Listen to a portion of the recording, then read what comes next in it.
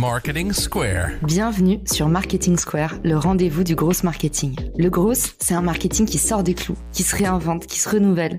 C'est aussi un mindset qui repose sur l'envie de se dépasser, de se détacher de ses opinions une bonne fois pour toutes et d'apprendre en continu. Si tu te reconnais dans cette description, que tu sois débutant ou expert, abonne-toi. Ce podcast va devenir ton meilleur allié. Je suis Caroline Mignot, grosse marketeuse et entrepreneur. Et chaque semaine, je partage sans compter des astuces concrètes, des méthodes actionnables, des idées utiles pour faire grandir ton business et rester à la pointe des nouveautés. Si cet épisode te plaît, tu peux le partager en me taguant ou lui laisser 5 étoiles sur Apple Podcast. Le sponsor de ce mois-ci est Iconosquare, une plateforme française qui simplifie la gestion de vos réseaux sociaux.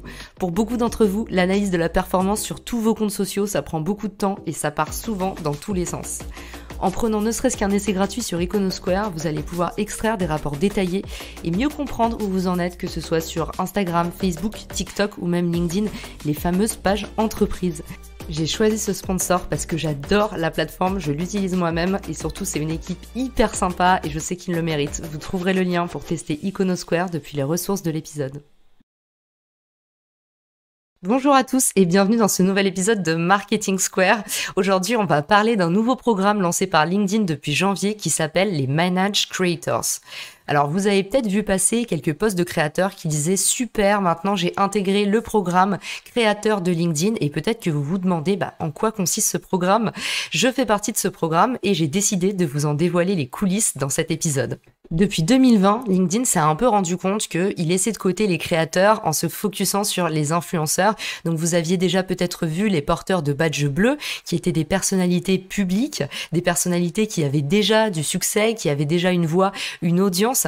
Et LinkedIn poussait seulement ces créateurs-là et c'est un reproche qu'on lui a fait bon nombre de fois. On a toujours taxé LinkedIn d'être un peu la plateforme des élites et d'avoir un algorithme qui mettait toujours les mêmes personnes en avant. LinkedIn a commencé à se remettre en question en mettant en avant de nouvelles fonctions, dont la cloche notamment, qui permettent de faire émerger des étoiles montantes et plus seulement les gros acteurs et ceux qu'on voyait déjà partout dans les médias. LinkedIn, en fait, essaie d'intégrer au mieux la fonction sociale du mot social media et on est super content de ça. Alors, le programme créateur de LinkedIn, il a été lancé en 2020 et il a du coup pour vertu de créer de nouveaux postes qui s'appellent les Creator Managers. Je vous invite à aller regarder, moi, pour préparer cet épisode, je suis tout simplement aussi allée regarder la fiche de poste qui circulait pour voir un petit peu c'est quoi les attentes de LinkedIn derrière la création de ces nouveaux postes. Du coup, ces managers de créateurs sont responsables d'une cohorte de 150 créateurs et du coup, ces 150 créateurs sont managés, c'est-à-dire qu'ils sont accompagnés par LinkedIn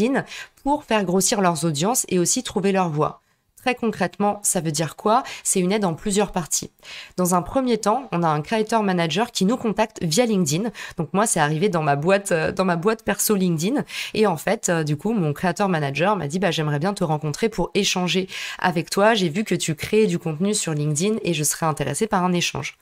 Trop bien, donc j'ai rencontré mon creator manager et puis juste après ça, il se trouve que j'ai eu une autre opportunité qui est arrivée par un autre message où on m'a proposé tout simplement de tester la fonction audio en avant-première. Donc je pense que pour l'instant, ce que je peux vous donner moi de ma connaissance sur ce sujet, c'est que les creator managers font vraiment le lien entre justement l'équipe produit de LinkedIn et les créateurs. Aujourd'hui, le rôle du creator manager, c'est vraiment en fait d'être votre nounou. Si vous êtes un créateur sur LinkedIn, ils vont faire en sorte que vous puissiez régler les problématiques que vous avez en cours avec le service client plus rapidement, que vous puissiez poser toutes vos questions, que vous puissiez bénéficier de conseils, de tips, d'un accompagnement un peu personnalisé. Et puis voilà, c'est aussi une présence rassurante si vous avez besoin d'une question. C'est un peu le service client premium pour les créateurs de contenu sur LinkedIn.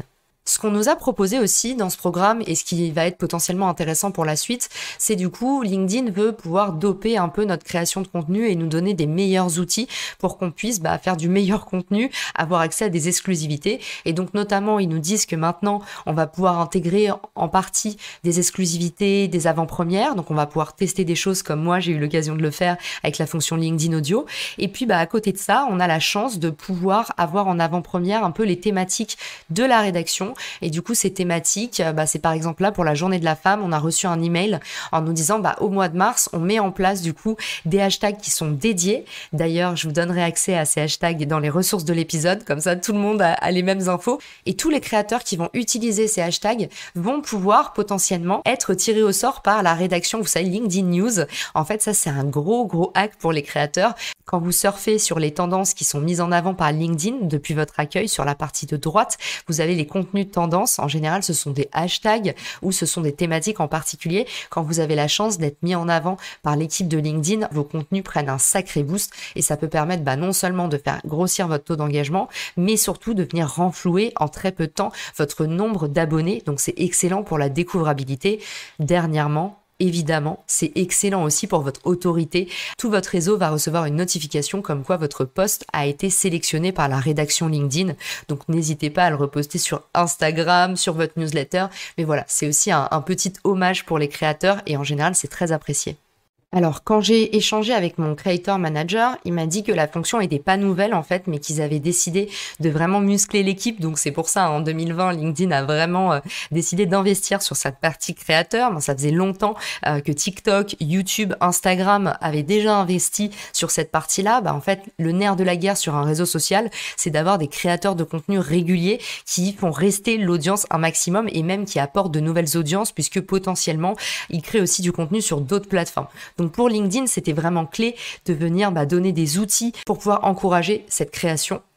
Et du coup, ce que m'a dit mon creator manager, c'est qu'aujourd'hui, le portfolio était de 150 personnes environ. Donc, ils sont en train de constituer des équipes, ils sont en train de contacter des créateurs. Il y a plusieurs cohortes qui sont formées. Et en fait, j'ai l'impression qu'à chaque fois qu'un nouveau creator manager est nommé, c'est lui qui crée son portefeuille de créateurs et du coup qui est responsable de ces 150 personnes, qui leur donne les outils pour aller plus vite, qui fait le lien avec le service client, qui leur permet d'avoir accès à des exclusivités et puis surtout, encore une fois, est là pour leur donner des conseils si jamais ils ont besoin. Voilà, vous savez tout de ce qui se passe derrière le rideau. Qu'est-ce que c'est que d'être un managed creator?